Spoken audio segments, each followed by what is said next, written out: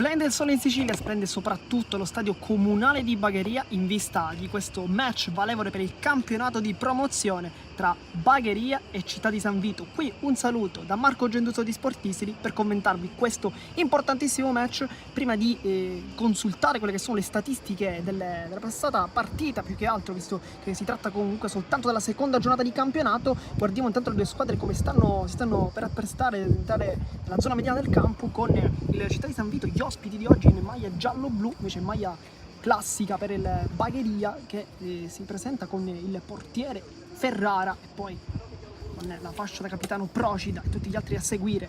Dall'altra parte invece con la fascia di capitano diamo Bonaventura, deve trattarsi, adesso cerchiamo di essere più sicuri anche di questo dato, invece no, perché dovrebbe essere capitano Paolo Bulades, quindi maglia numero 7 per lui. Nel frattempo gli applausi da parte delle due formazioni presenti in campo.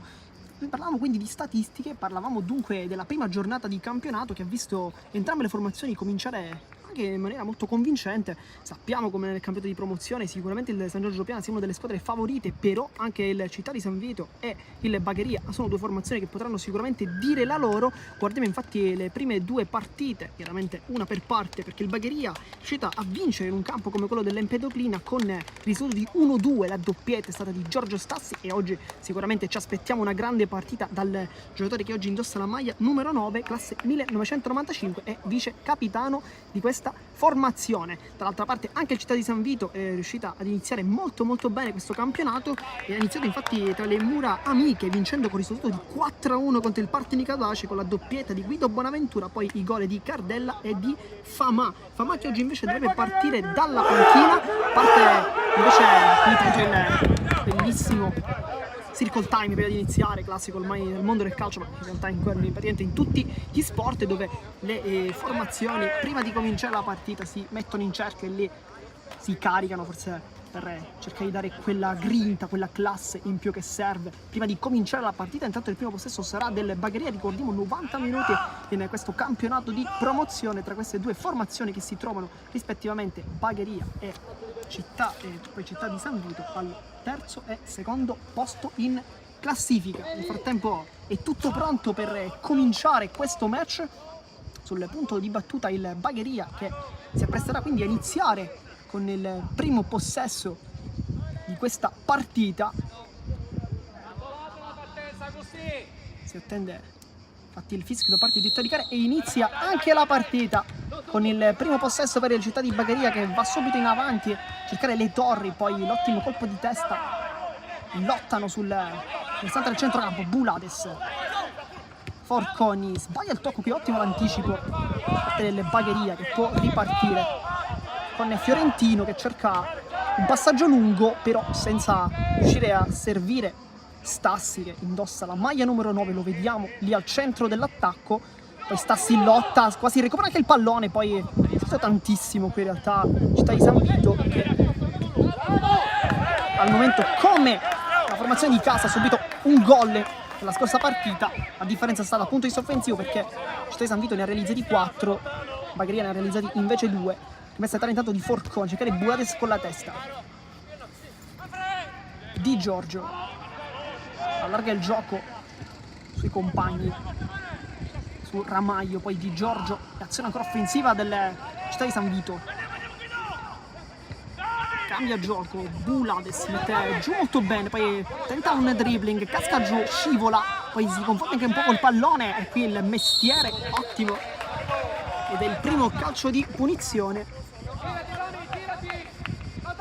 Ottima fase difensiva qui del Bagheria, che non vuole concedere nulla, poi Procida batte rapidamente dalle parti di Ferrara. L'apertura precedente è stata di Davide Gastone, classe 1997, chiuso perfettamente. Alla centrocampo Procida, c'è Gastone largo, vediamo se lo serve. Lui invece preferisce andare lungo a cercare l'inserimento di Fiorentino, viene fermato di testa da Forconi. Bulades in mezzo a 2, ottimo che la sua giocata.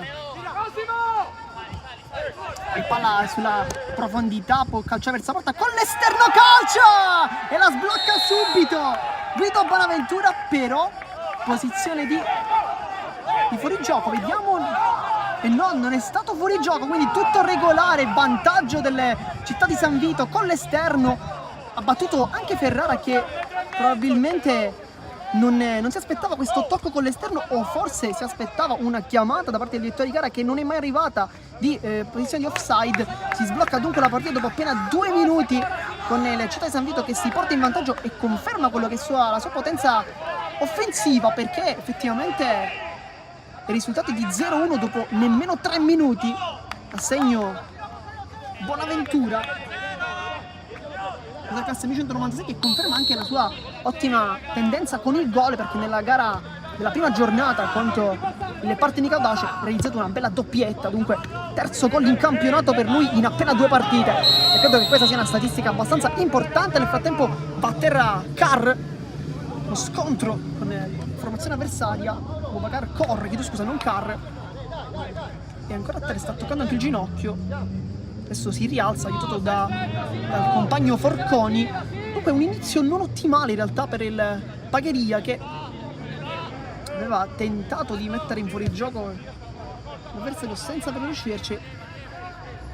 La coppia Procida e Costa non è riuscita a evitare un po' quella che è stata l'avanzata di Guido Bonaventura, che non se l'è fatto dire 2 volte.